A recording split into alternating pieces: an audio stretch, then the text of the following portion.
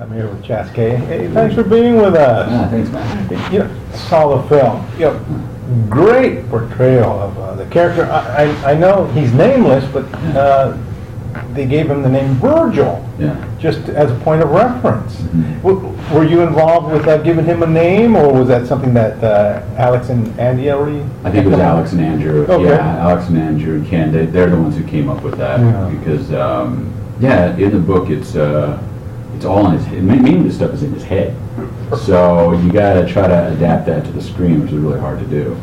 But they're the ones who thought of the name. Great portrayal of the character. I know you mentioned that you've gained some weight. Yeah. You drew on some memories of people that you knew when you were growing up. Tell me about that. Tell me a little bit about that process. Get into Virgil. It was the book helped out a lot, and then to help give me a kind of frame of mind.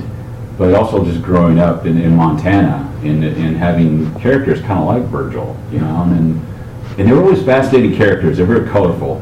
So I always thought that if I ever got a part like this, that's where I pulled from. And, it just came along, and that's what I did. I started in Montana, some of the people and friends that I have, they're kind of big dudes because they drink a lot, So I didn't want Virgil to be, six-pack ab, just coming off the gym. That's not how it works up there. So I really wanted to be more realistic. So I just stopped working out. I just completely let myself go. And it didn't take that long. It didn't take that long. A lot of pizza and pasta. Yeah, I think I ate a lot of pizza, a lot of cheeseburgers, pancakes. I just kept eating. I just kept getting bigger and bigger. And then was it hard to stop? Yeah, it is. Yeah, it was hard to stop. Yeah. But in the scene, you could see my face. I'm bloated. Yeah, I look bloated, and that's the look I wanted. And the characters, I just drew drawing from people that I'd grown up with, and I grew up on a couple reservations, and then before filming, I went and hung out with some friends to get my accent back, and I got the accent, and then it just sort of I've been prepped for this for a while. We've been the Smith boys and I have been talking this for a while, so it was already ready to go when we started filming the first day. So I was like ready to go in character. Let's do it. Yeah, it was game day. It was game day. Yeah. So I know you mentioned you grew up on a couple reservations, but you're an all-American guy. You live in the city. Look at you. You're just like everybody else. Was it difficult, kind of getting into the character who was someone who is completely engrossed in his in the community? That community, was that difficult at all? Actually, it wasn't that hard because I think for me, I had been waiting for a role like this. So when I got the opportunity, I just went all out. So it wasn't something that was very. There were days that were challenging, but I was ready to do a character like this, and I did all my homework. So when we came to filming and those emotional scenes and stuff, I was ready for that, and I was ready to play. And it was so it wasn't that hard, but it was hard leaving it. I said once filming wrapped, it took me a couple months to shake that off. I'm not one of those actors to really try to be a character 24/7 or anything like that. It just kind of happened, and then I didn't realize the impact it had until after we stopped filming, and then for a couple months it just took me a while to kind of shake that off. Was it just memories from growing up, or just literally being engrossed in this character? I think it was being engrossed in it, and then when I left the set, I was ready. I was done. I mean, we had one last shot, and I was already done. I tapped out the day before. We had a big emotional scene, and it was that's all I had. You got everything. So the next day I flew back, and I just I had some time, needed some time to chill out and not think so much. And then but it helped out a lot just to get away from So I'd hung out in New York and just got connected with my friends again. They had another movie ready to go, so I had to go back to the gym. So that helped out a lot too.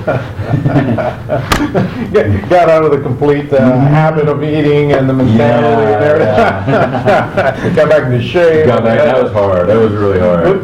Well, I can imagine because can I have a cheeseburger? No, I'll take a salad. Salads and oatmeal. You worked with some great actors. Yeah, I did. In the movie, Gary. Yeah, Gary David, and Dana. All these. Dana. And they, who've had great careers. Yeah. David, the airplane man. How was that? Because we don't know if that's in his head or that's how was working with David? I know he went out there kind of. Yeah, I loved working with David. I had known about him since I was like 12 when I first saw The Indian Runner, and that was my introduction to David Morse, and it was like a dream come true to work with him.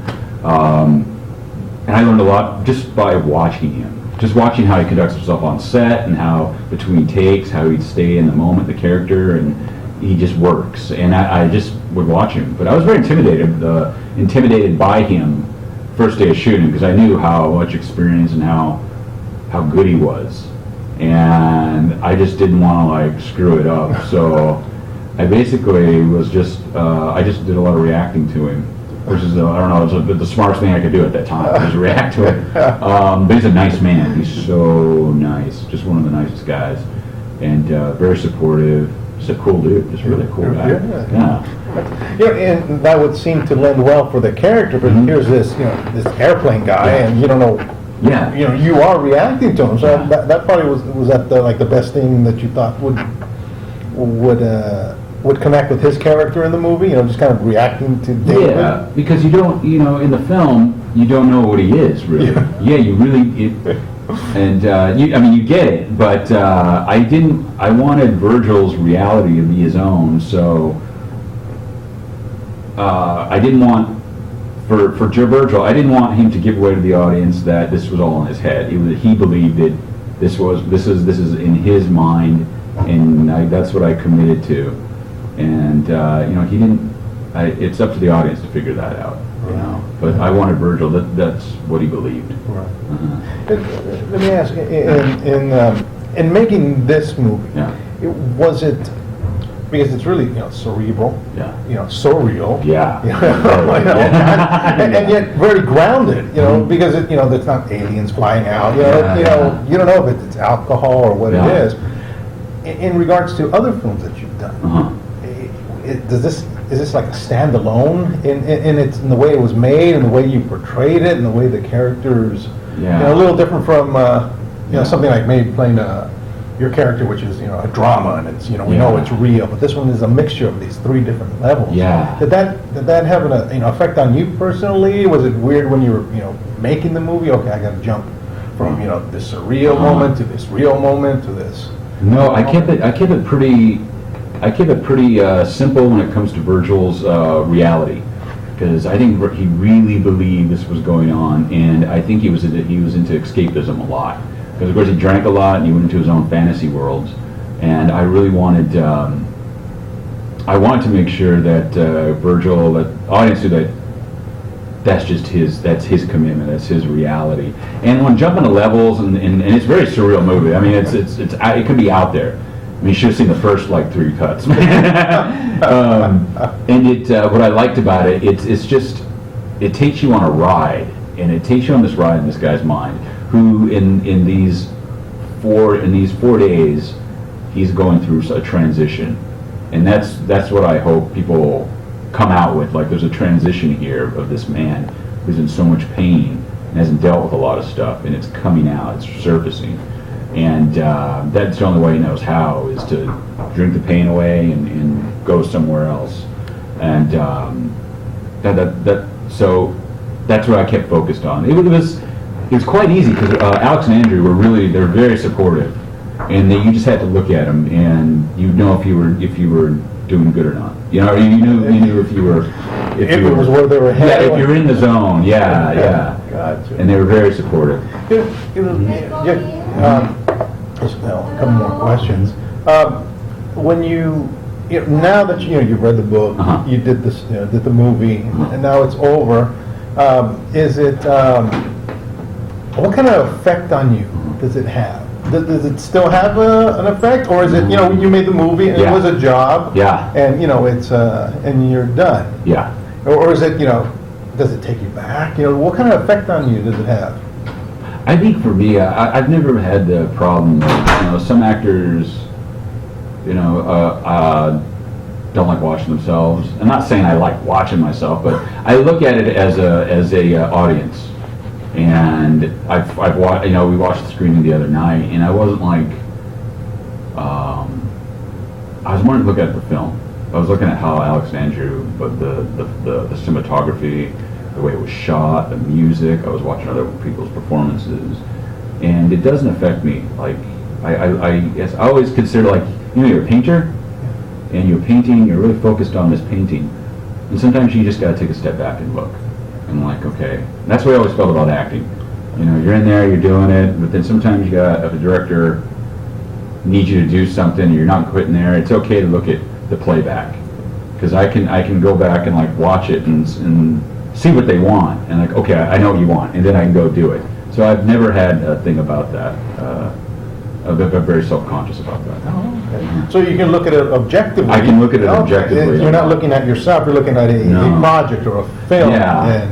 Interesting. Yeah, because in the moment when you're working, I'm in it. I'm 100% in it. But after it's done, I like looking at it objectively, because I think you can learn a lot from that, and especially with really good directors, and because they're artists. And a buddy of mine, after the screening, he was like, "It's like you just watched a poem." It's like, you watched this poem. I thought it was really beautiful. I was like, yeah, it is like a poem. That just spawned the question. I'll try to make my last one. Yeah. You've read the book. You've done the movie. How pretty close in your understanding of the book? You thought, we captured it. I caught Virgil, and this is. I think we did a great job. Everyone. I think they did a great job because the book it's like I said, it's very in his head, and I think they captured the spirit of Welsh. I think they captured the essence, the grittiness.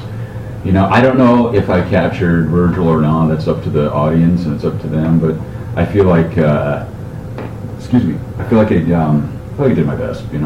What I could do. That's pretty much it. No, it was a fantastic performance and fantastic. Thanks, man. Yeah, you bet. And you look great. Thanks, yeah, I'm back I'm boxing now for another movie. So, are you? Yeah. Nice. Back at the gym. I look forward to that one too. Oh, thanks, Hey, Chaske, thanks for taking the time. Appreciate it. Thank you. Thanks for having me.